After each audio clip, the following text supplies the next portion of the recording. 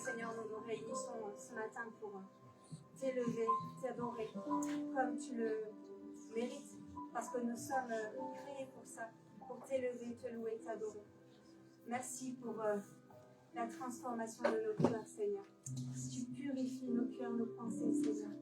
Tu fais de nous des êtres saints, Seigneur, par ton Saint-Esprit, Seigneur. Nous voulons faire ce que nous sommes appelés à faire, Seigneur. Te louer, t'adorer, Seigneur. Parce que c'est la première chose, Seigneur. La première chose qui te revient. Notre louange et notre adoration. Et nous nous réunissons, Seigneur, tous ensemble pour ça, Seigneur. Pour t'élever au plus haut des cieux, Jésus.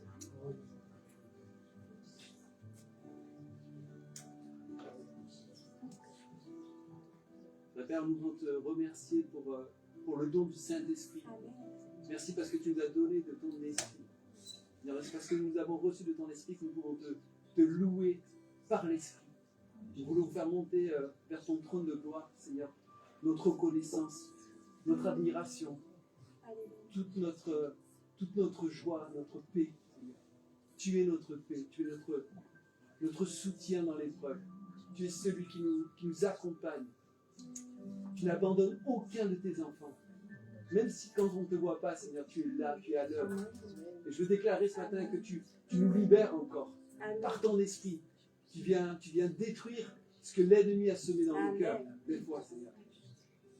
Des fois, nous acceptons des paroles qui ne viennent pas de toi.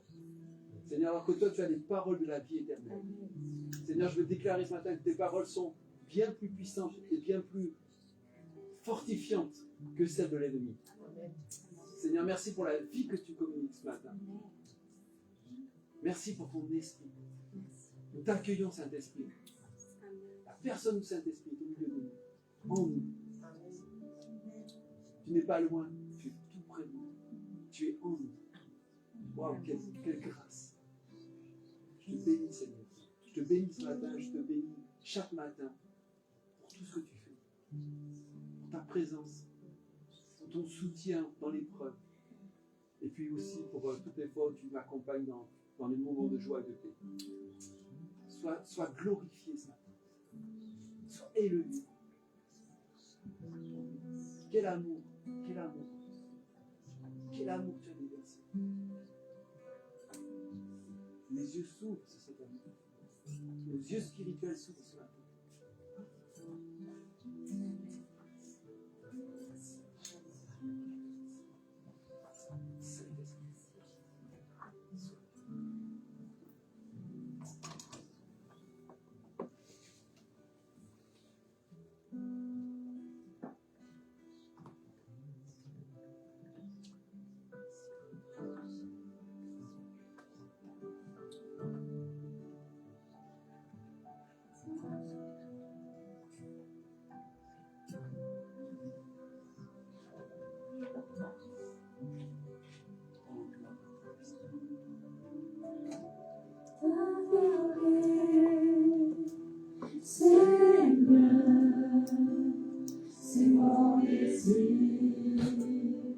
Cet instant, faire monter vers toi un sacrifice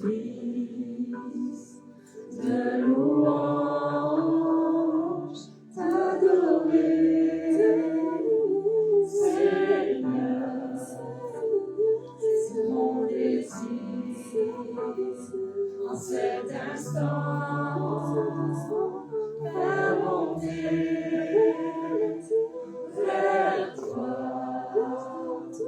un sacrifice de louange, t'adorer, Seigneur, c'est mon désir en cet instant. Faire monter vers toi un sacrifice de louange.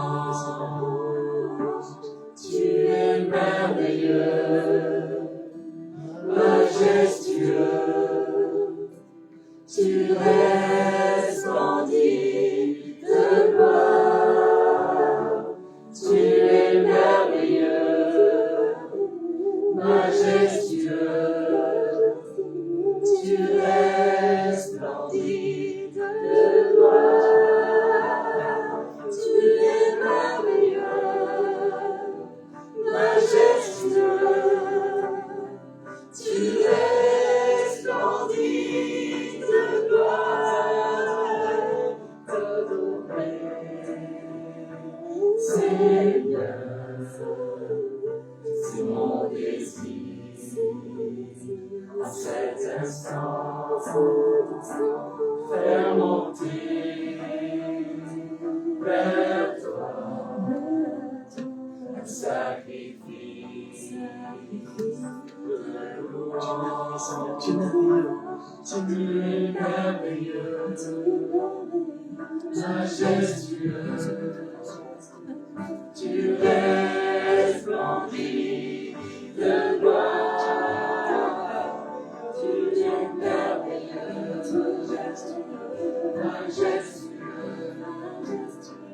tu resplendis de gloire.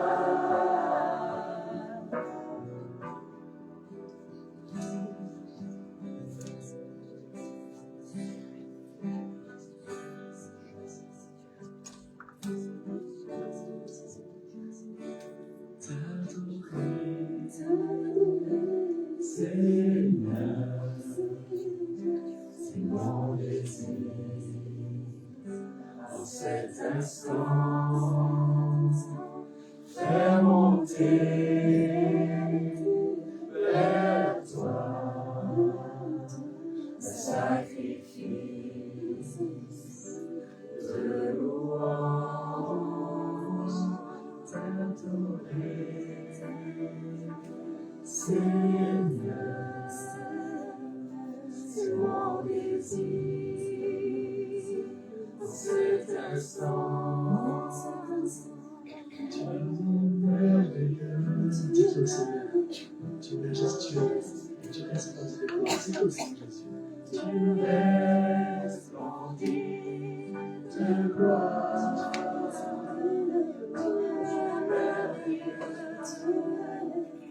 Majestueux, tu resplendis de gloire.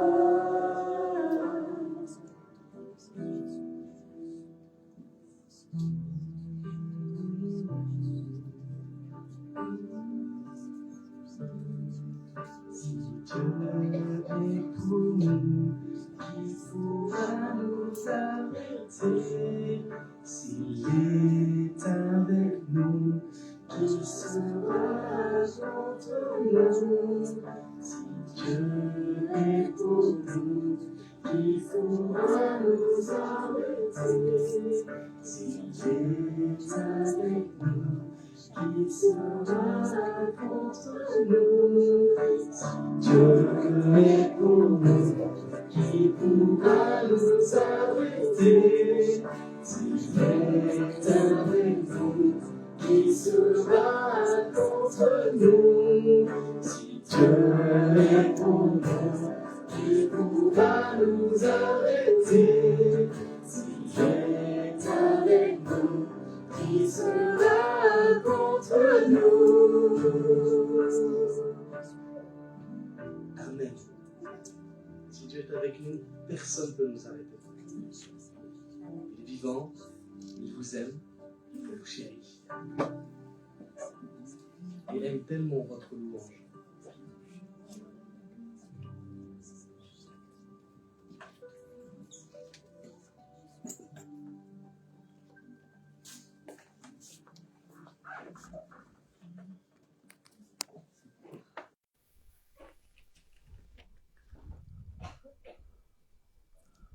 Voilà un drôle. Hop. Bonjour à tous. Ce matin, on est en direct en live sur Facebook, donc bonjour à ceux qui nous suivent. Que la parole du Seigneur puisse être pour vous un secours. Voilà un sujet bien curieux, voir Dieu au bord de la falaise. La Bible est remplie de gens qui souffrent. La Bible est remplie de gens qui sont bénis. La Bible est remplie de gens qui vivent des miracles. Mais ce matin, je vais parler des gens qui souffrent. Et il y a plusieurs façons d'aborder ou de vivre la souffrance.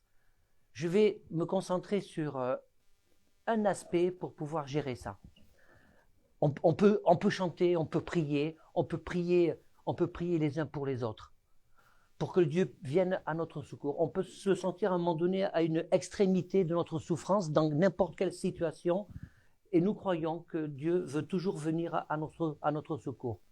Et qui que nous soyons, eh bien nous serons toujours confrontés, c'est la réalité de la vie, que l'on soit chrétien ou pas d'ailleurs, nous sommes confrontés à toutes sortes d'événements dans la vie qui produisent de la souffrance, le deuil, le divorce, la maladie incurable, la dépendance à quoi que ce soit, la dépression, la perte d'un emploi, un accident, tout ce qui peut générer un stress qui peut nous amener à dire « j'en peux plus, je suis au bout du bout ».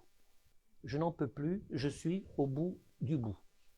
Et si je vois dans la Bible un homme, je vais vous parler de David ce matin, d'un épisode particulier qu'il a vécu, dans lequel il était vraiment au bout du bout. Et avant d'aller plus loin, je voudrais simplement vous rappeler que la Bible nous dit que Dieu parle tantôt d'une manière, tantôt d'une autre. D'accord ? Déjà, quand nous ouvrons la Bible, Dieu nous parle. Sinon, on ne peut pas proclamer décemment que c'est la parole vivante et puissante du Seigneur. Dieu nous parle. Dieu nous parle à travers les circonstances. Parce que nous sommes des hommes et des femmes, nous ne sommes pas des êtres spirituels et illuminés, nous sommes corps, âme et esprit. Donc Dieu nous parle à travers tous les filtres qui sont les nôtres. Et la difficulté, c'est de décoder tout ça. Quel est ton décodeur ce matin? Est-ce que tu es sûr que ton décodeur, il est vraiment là pour discerner si ce que tu reçois, ce que tu ressens dans tes émotions ou ce que tu entends vient de Dieu ou c'est simplement le fruit de toi-même? Un manque de communion avec Dieu, un manque de connaissance de la parole, et quand je dis connaissance de la parole, c'est aussi bien dans la lettre que dans l'esprit. La théologie n'est pas réservée aux pasteurs, à ceux qui enseignent. Tout le monde doit se dire, j'ai besoin d'avancer dans ma théologie, dans la connaissance de la parole, pour qu'elle puisse véritablement impacter ma vie. Et un manque de communion avec Dieu nous amène souvent par un manque de désir ou de prise de conscience que dans toute situation, ça peut nous empêcher de nous poser la bonne question. Dans toute situation, quand j'arrive au bout du bout, en face du mur ou au bord de la falaise, c'est de se dire simplement, dans mes réactions, est-ce que mes réactions, dans ma souffrance, mais c'est dur ce que je veux dire ce matin, est-ce que mes réactions dans ma souffrance sont celles que Dieu attend ou sont-elles simplement le fruit de moi-même? Voilà. Il y a toutes sortes d'épreuves. Et il y a tout un panel d'épreuves. Sauf que, autant que nous sommes ici nombreux ce matin, autant les épreuves que chacun puisse subir dans divers domaines, à partir du moment où ça t'impacte, c'est que c'est difficile pour toi. C'est pas parce que ça ne va pas être difficile pour l'autre que c'est pas difficile pour toi. Et c'est pas parce que l'autre vit une épreuve particulière que toi, si tu la vivais, serait oh, ça va, c'est pas grave, je gère. Vous voyez, déjà, pour commencer, une telle attitude n'est pas fraternelle. Il faut être clair. Quand quelqu'un souffre, c'est qu'il souffre vraiment. La seule idée de minimiser la souffrance de l'autre, eh bien, c'est comme si que la personne, elle était au bord de la falaise et qu'on la poussait un peu. La souffrance de l'autre est toujours importante. Et c'est pour ça que Dieu nous a laissé sa parole, tous les outils de sa parole pour pouvoir nous retourner, au lieu de tomber ou de se prendre la tête contre le mur, de pouvoir lever les yeux vers le Seigneur. Et je suis obligé de répéter Jacques 1, chapitre 1, versets 2 à 3. Mes frères et sœurs, considérez comme un sujet de joie complète les diverses épreuves auxquelles vous pouvez être exposés, sachant que la mise à l'épreuve de votre foi produit la persévérance. Il y a une inconnue lorsque, si tu as l'impression d'être à plusieurs moments de ta vie, d'être au bout du bout, d'être au bord de la falaise, ne plus savoir quoi faire ou quoi regarder, il y a toujours cette inconnue de comment ça va se passer après.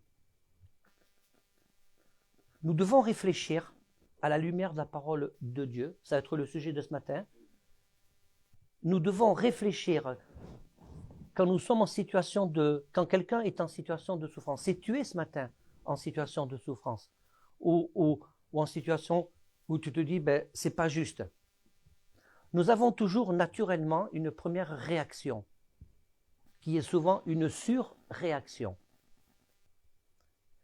Et que le Saint-Esprit ce matin puisse vraiment nous faire prendre conscience que sa présence en nous, si nous revendiquons haut et fort que nous sommes le temple du Saint-Esprit, que sa présence en nous n'a pas pour seul but de nous maintenir dans la marche de la foi et du salut, n'a pas pour seul but de nous faire comprendre la parole de Dieu, de nous amener dans l'exaltation de la louange, mais a aussi pour but de nous accompagner dans la souffrance.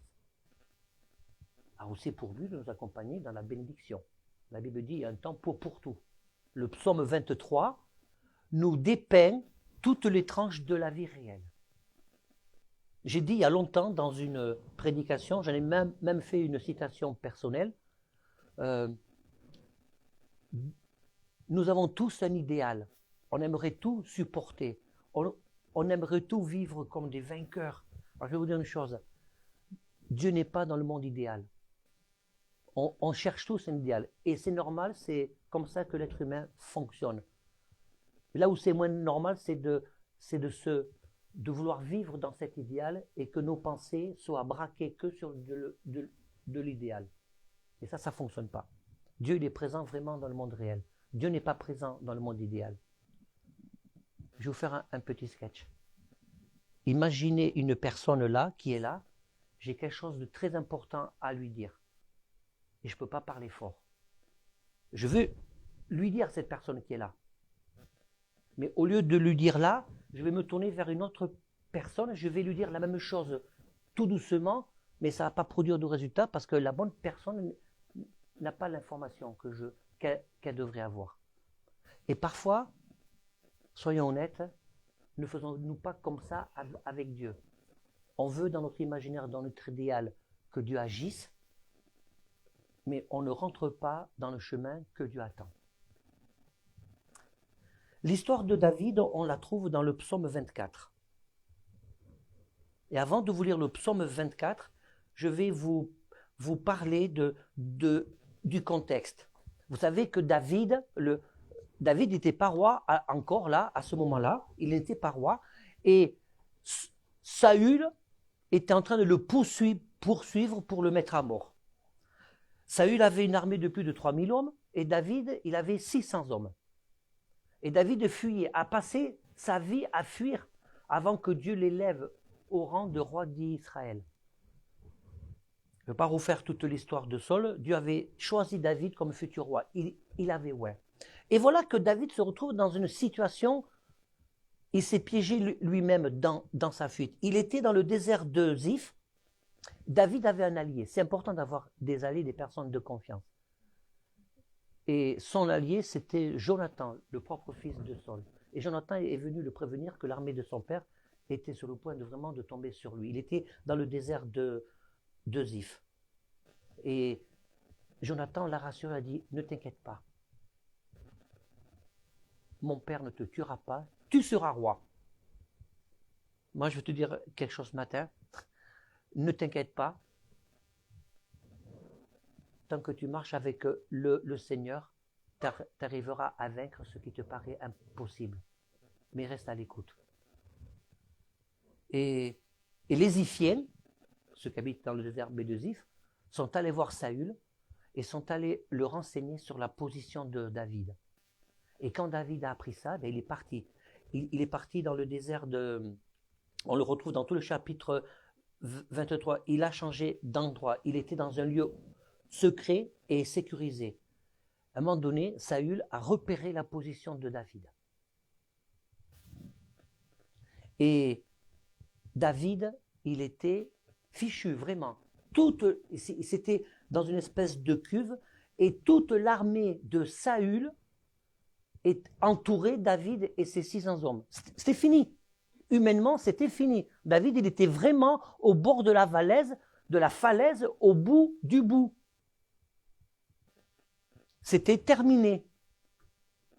Et c'est pour ça que beaucoup de psaumes que David a écrits, c'est une des tranches de vie de David où David a exprimé des angoisses terribles, de la dépression terrible. Vous vous souvenez, quand il disait « Tant que je me suis tu, mes os se consumaient », il passait ses nuits à gémir, à pleurer. Mais quelqu'un qui passe des nuits à gémir, à pleurer, mais c'est quoi si ce n'est pas de la dépression? Si ce n'est pas de l'angoisse extrême? Pourtant, il devait bien se souvenir. Il a été choisi par Dieu, par le prophète Samuel. Et comme David, il avait un secret, David, on va y venir après. Il s'est passé un événement où finalement Saul a dû abandonner. Je vais vous lire le psaume 54, parce qu'en fait, le psaume 54, il est lié à l'histoire, à l'événement que je suis en train de vous dire là. Psaume 54. J'attends quelques secondes pour ceux qui ont pris leur livre physique. Ceux qui ont les portables dans la Bible, c'est beaucoup plus rapide. Lorsque les Ziphiens vinrent dire à Saül, « David n'est-il pas caché parmi nous ?» Et David reprend, « Ô Dieu, sauve-moi par ton nom. Rends-moi justice par ta puissance. » Voilà ce que David a dit dans ce contexte-là. « Ô Dieu, écoute ma prière. Prête l'oreille aux paroles de ma bouche. Car des étrangers se sont levés contre moi. Des hommes violents en veulent à ma vie. Ils ne portent pas leurs pensées sur Dieu. Voici Dieu est mon secours. Le Seigneur est le soutien de mon âme. Le mal retombera sur mes adversaires. Réduis-les au silence dans ta fidélité. Je t'offrirai de bon cœur des sacrifices. » On l'a chanté ce matin, sacrifice de louange. « Je louerai ton nom, ô Éternel, car il est favorable, car il me délivre de toute détresse, et mes yeux se réjouissent à la vue de mes ennemis. » Dans le psaume 30, je vais vous dire un extrait du psaume 32. « Heureux celui à qui la transgression est remise, à qui le péché est pardonné. Heureux l'homme à qui l'Éternel n'impute pas l'iniquité et dans l'esprit duquel il n'y a point de fraude. Tant que je me suis tu, mes os se consumaient. Je gémissais toute la journée, car nuit et jour, ta main s'appesantit sur moi. » Donc je vais un peu plus loin. Et David dit, « Ne soyez pas comme un cheval ou un mulet sans intelligence. On les bride avec un frein et un mors dont on les pare, afin qu'ils ne s'approchent point de toi. Beaucoup de douleurs sont dans la part du méchant. Mais celui qui se confie en l'Éternel est environné de sa grâce. Juste, réjouissez-vous. » La première fois, je me souviens que j'étais jeune, que j'ai lu « Ne soyez pas comme un cheval ou un mulet sans intelligence », ça m'a fait rire. Ça m'a fait rire. Je suis dans une région où on disait que quand quelqu'un ne réfléchissait pas trop, qui réagissait au coup à coup, on disait « Mais t'es un vrai bourrin, toi ». Et ne soyez pas comme un mulet, ou comme un cheval ou un mulet sans intelligence. Ah, vous savez que les ânes sont des animaux très intelligents. Et les chevaux aussi. Il disait, ne soyez pas comme. C'est-à-dire, ne te laisse pas téléguider par tes émotions. Ne te laisse pas téléguider par tes colères. Il y a des colères qui sont légitimes lorsqu'elles sont le fruit d'une injustice. Je ne parle pas de la colère qui fait partie du trait de caractère, ça c'est autre chose. Ne te laisse pas guider aussi par ceux qui te conseillent et qui n'ont pas vécu le dixième de ce que toi tu vis. C'est toujours facile de conseiller. C'est toujours facile de louer Dieu quand tout va bien. Et c'est bien, et il faut le faire. Au contraire, plus. Mais la vraie question ce matin, c'est, comme je vous ai dit en introduction, notre manque de communion avec Dieu, notre manque de connaissance avec Dieu ne nous permet pas de raisonner comme Dieu aimerait bien que nous raisonnions. Et souvent, dans des situations de crise, de souffrance et de douleur, eh bien, on a toujours, et c'est normal, il ne faut pas se culpabiliser pour ça, vraiment, je vous le dis. C'est normal d'avoir des réactions au premier coup, peut-être pas justes ou disproportionnées. Mais vous savez, l'épreuve, c'est, comment dirais-je, c'est comme une sorte de métier. Étant donné qu'on en aura toujours, à des moments, eh bien, il faut partir du principe, dans nos pensées, vous savez que c'est important nos pensées, hein, nous réagissons en fonction de nos pensées. Nos comportements sont révélateurs de nos pensées. C'est un apprentissage sans fin en fait. Ce que j'ai mal géré hier, eh bien, le Seigneur attend que je puisse en tirer les leçons pour bien le gérer maintenant. Et pas que pour que moi aussi, je sois une source de bénédiction pour l'autre. Et pour arriver à cet objectif-là, si je ne compte pas sur la grâce de Dieu, si je ne dis pas, Seigneur, je m'abandonne à toi, si je ne proclame pas, Seigneur, je ne comprends pas, je ne vois pas de solution, mais ta parole me dit que tu es au contrôle. Alors je te crois. C'est simple, non? Ben non, c'est pas simple. C'est pas simple parce qu'il y a tout l'émotionnel qui est là. Dieu a fait justice à David. Dieu nous fera justice d'une façon ou d'une autre, mais pour être transparent, c'est très difficile de trouver la bonne équation, de savoir, de faire le petit calcul, quand est-ce que ça va arriver et se passer. Vous voyez? C'est ça le problème. C'est quand.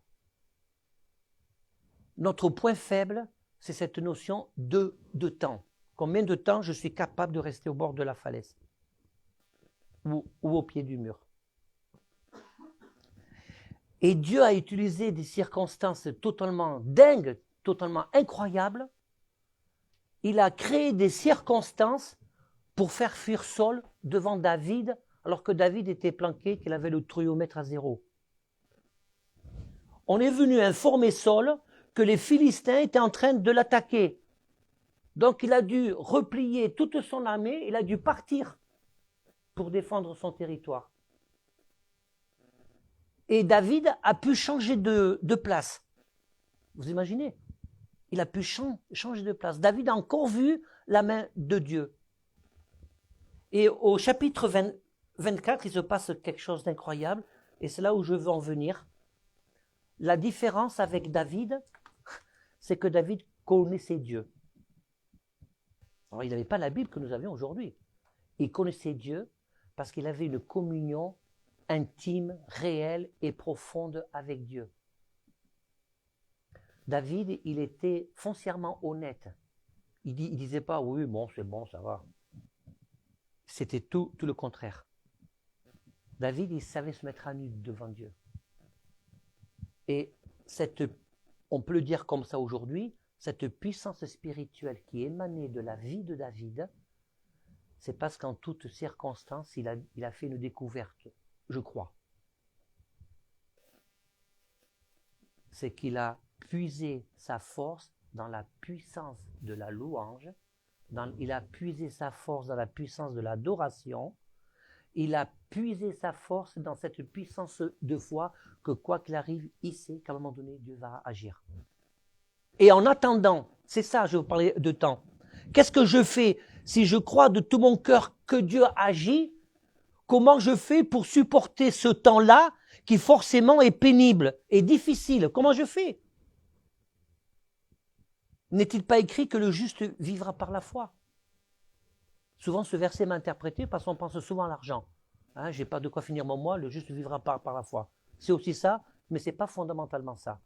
Le juste vivra par la foi, c'est Seigneur, je vois rien, je ne comprends rien, mais tu me dis que je dois te faire confiance, alors je choisis de te faire confiance. Et là, on se met dans une position où nos réactions seront de moins en moins le fruit de nous-mêmes, mais seront plus en adéquation avec ce que Dieu attend de nous.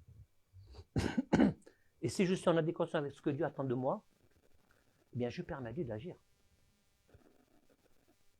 Parce qu'il y a quand même un problème dans tout ça. C'est que dans les moments d'épreuve, de difficile, et quand je suis au bout du bout, quand je peux avoir des paroles qui dépassent ma pensée ou des surréactions, eh bien je ne permets pas à Dieu d'agir. Je ne lui laisse pas l'espace. Quel est l'espace que tu laisses à Dieu dans ta vie? Dans les moments difficiles. Je ne parle pas mais quand tout va bien. Dans les moments difficiles, quel est l'espace que je laisse à Dieu dans ma vie aussi? Dans les moments compliqués. Et il s'est passé un truc incroyable. Et ça dénote bien de cette profondeur de relation que David avait avec Dieu. Dans le chapitre 24, de là, David monta vers les lieux forts, donc il avait changé d'endroit, les lieux forts de Den-Gedi, je vais y arriver, où il demeura. Lorsque Saul fut revenu de la poursuite des Philistins, on vint lui dire, voici David est dans le désert d'En-Gedi. Saul prit 3000 hommes d'élite sur tout Israël. Vous avez obligé, 3000 hommes d'élite, hein, c'était le GIGN à l'époque. Et il alla chercher David et les gens jusque sur les rochers des boucs sauvages, partout. Il arriva à des parcs de brebis qui étaient près du chemin, et là se trouvait une caverne. Il entra pour se couvrir les pieds. David et ses gens étaient au fond de la caverne. Lol. Saul s'est reposé dans une caverne où celui qui voulait tuer était déjà présent, mais au fond, elle devait être grande. Je ne pense pas que les 3000 soldats étaient dans la caverne, mais elle devait être grande. Et là, il s'est passé quelque chose d'incroyable. Voilà que David a failli mourir parce qu'il était entouré des 3000 soldats de Saül. Ils avaient réussi à le coincer, à le prendre en étau, tant qu'on ne prend pas dans la guerre. Hein, d'ailleurs, vous le voyez aux informations. Cette fameuse ville de Marmout, en Ukraine, tant qu'elle n'est pas prise en étau, elle n'est pas prise. Il n'y a pas de victoire possible. Donc, tant que David n'était pas pris en... Ça va finir par s'éteindre, voilà. Oui, je cherchais à éteindre. Tant que David n'était pas pris en étau, Saül ne pouvait pas arriver à l'attraper. Donc Dieu a desserré l'étau. Vous savez qu'il y a un aspect de la foi que nous oublions parfois, que Dieu agit dans l'invisible. Parce que si ma foi, pour la résolution de mon problème, de ma souffrance, de mon impossibilité, quand je suis au bord de la falaise, si ma foi se limite à dire « Ah, j'ai vu Dieu parce que j'ai vu son action. Je suis rassuré parce que j'ai vu l'action de Dieu, donc les choses vont s'arranger. » Bien sûr que ça va arriver ça, mais si ça se limite à ça, ta souffrance va s'accentuer et ta foi risque d'être fragilisée parce que ça ne se passe pas comme ça.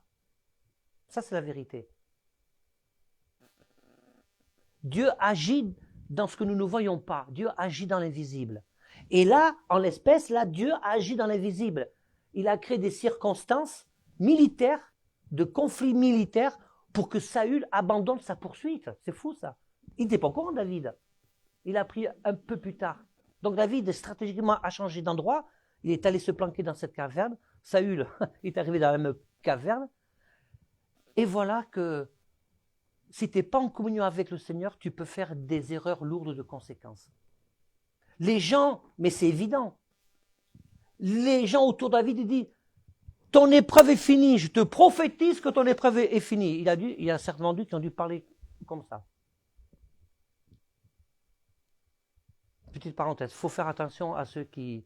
Je le dis vraiment parce que c'est important, parce que je me suis rendu compte dans l'exercice de mon ministère que ça cause des dégâts et que ceux souvent qui parlent comme ça ne prennent pas leurs responsabilités.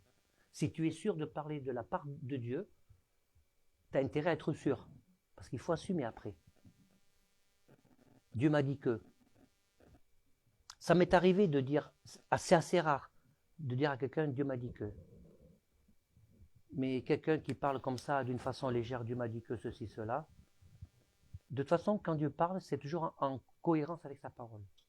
Quand Dieu parle, c'est pour avertir, c'est pour fortifier, c'est pas pour parler du passé. Et le peuple de Dieu, et là je le dis d'une façon générale, le peuple de Dieu a perdu cette crainte de la parole de Dieu en disant trop facilement Dieu m'a dit que. Dernièrement, une personne m'a parlé comme ça. Dieu m'a dit que. Et à un moment donné, je l'ai confronté à sa propre parole. Maintenant, je le fais systématiquement. Dieu m'a dit que. ça remonte juste à l'an dernier. Elle voulait faire des choses avec moi et puis finalement, elle me disait non, c'est pas ça pour telle et telle raison. Alors je dis mais tu as bien dit que Dieu, mais t'as dit qu'il fallait faire avec. Alors soit Dieu t'a dit clairement, était en situation de désobéissance, et là, soit tu as confondu tes pensées avec celles de Dieu, il faut que tu le reconnaisses, c'est pas Dieu. Soit tu as parlé indûment, tu t'es servi de Dieu pour parler indûment, pour influencer peut-être ma décision, et là il faut te demander pardon. Faut arrêter de comment voulons-nous nous en sortir si je suis au bord de la falaise, si en plus je prends la parole de Dieu un peu par-dessus la jambe et d'une façon légère. Bien sûr que Dieu parle. Bien sûr que Dieu parle à travers une prophétie, à travers une situation. Et là, il semblerait que Dieu est en train de dire à David, à travers un contexte, une situation, je mets fin à ton épreuve, je te livre Saül, tue-le. C'est ce qu'ont dit les compagnons de David, tue-le. Honnêtement, qu'est-ce qu'on aurait fait à sa place? Le Seigneur a conduit toutes choses. Seigneur, il a conduit toutes choses, il a conduit les circonstances. Comment est-ce... Non, mais vous vous rendez compte, moi, j'y vois là une espèce de séduction à laquelle David a résisté. Le Seigneur a conduit toutes choses. Quelle est la probabilité? Là, moi, je vis un truc comme ça, je vais jouer au loto direct. Hein. Dans la foulée, peut-être que je sortirai les bons numéros. Vous voyez? Non, mais tellement la probabilité, elle est infinitsimale. Dieu a conduit toutes choses. Quelle est la probabilité qu'il prenne la même caverne que toi? Nous, on était au fond de la caverne et voilà, il te livre seul, il est tout seul devant toi. Il dort en plus. Il dort. Je ne pense pas que David avait envie de lui faire le petit câlin du matin. Donc, ou du soir ou de la nuit, j'en sais rien. Donc, il dort. Dieu te le livre, vas-y. Je pense que ceux qui parlaient comme ça, si on regarde bien le texte, parce que ça mérite réflexion, ils ne parlaient pas uniquement pour la délivrance de David, ils parlaient aussi pour eux-mêmes. Ça ne se limite pas qu'à David. La parole de Dieu, elle est tellement riche, on peut voir beaucoup de choses à travers les lignes. Et quelle a été la réponse de David? Tu ne tueras pas loin de l'Éternel. Il ne m'appartient pas, en gros, c'est comme si David leur répondait, il ne m'appartient pas de faire le travail de Dieu. Enfin, j'espère que j'essaie de vous encourager ce matin, mais en fait, la vérité, c'est que c'est super dur de discerner le plan de Dieu. Nous avons besoin de rentrer dans la présence de Dieu avec humilité, vraiment. Nous avons besoin de beaucoup d'humilité pour discerner le plan de Dieu. Autant il y a des gens qui utilisent la parole d'une façon ostentatoire et légère, comme si c'était un jouet, d'accord, ou un objet, autant nous devons prendre conscience, en tenant compte de tout ça, que nous avons besoin de beaucoup d'humilité pour ne pas confondre l'action de Dieu avec des pièges que nous tend l'ennemi sous couvert que ça vient de Dieu. N'oubliez pas que le diable, l'ennemi de nos âmes, sait utiliser la parole de Dieu. N'oublions pas que le diable, quand il a tenté Jésus dans le désert, il lui a cité un verset, 2 ou 3 versets du psaume 91. Dans le presque vrai, n'oublions pas que le diable, surtout aujourd'hui, dans les temps où nous vivons, beaucoup de chrétiens sont séduits par manque de connaissance de la parole de Dieu et sont prêts à avaler des couleuvres complètement invraisemblables. Quelle est mon attitude dans le moment de l'épreuve? Alors si je souffre, oui, mais je souffre. Dieu comprend notre souffrance quand on est au bout du bout. C'est légitime de vouloir sortir de la souffrance. C'est légitime de trouver les moyens pour apaiser ce qui fait souffrir, pour apaiser ce qui brûle à l'intérieur, comme un feu là. Mais si nous acceptons d'avoir l'équation dans nos vies qui s'appelle Jésus, la présence du Saint-Esprit, c'est aussi légitime de se faire violence, parce que là il s'agit de se faire violence à nous-mêmes, de se faire violence pour dire, attends, j'essaie de prendre du recul, pour voir si dans mon attitude, ça colle avec ce que Dieu attend de moi. Et ça, je crois que c'est le plus difficile. Mais la bonne nouvelle, c'est que Dieu fait grâce. Et si dans ton cœur, s'il y a quelqu'un qui se dit ce matin, ou qui nous écoute sur les réseaux sociaux, mince, je me souviens que dans telle ou telle situation, eh bien, j'ai pas assuré, j'ai trop surréagi. Dans telle ou telle situation, j'ai pas pris suffisamment du recul. Et demain, quand tu auras une épreuve, quand tu te retrouveras au bord de la falaise, mais la vérité, parce qu'il faut être vrai, mais la vérité, c'est que certainement tu auras encore une surréaction. Encore une surréaction. Mais la vérité, c'est que tu auras peut-être des paroles, des pensées qui ne sont pas approuvées de Dieu. Mais il y a une autre réalité. C'est que si tu fais comme David, Dieu te fera grâce à chaque fois. Et Dieu va te conduire. Et ça, c'est notre responsabilité de dire, bon ben là, j'ai échoué, eh bien, j'ai encore échoué, eh bien là maintenant, il faut que je mette en place une stratégie, mais quelque chose pour ne pas échouer, pour rester dans la limite que Dieu me propose et que Dieu me demande de rester.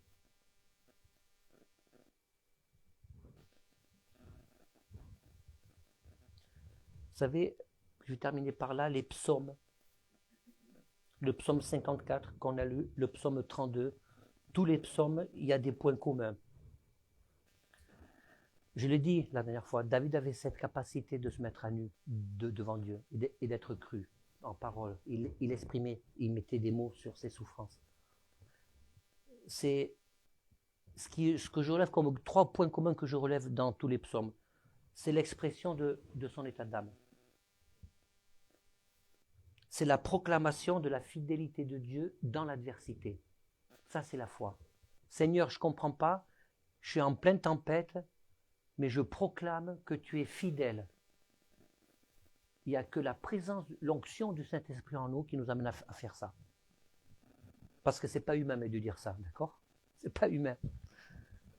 Et c'est la puissance dans la louange.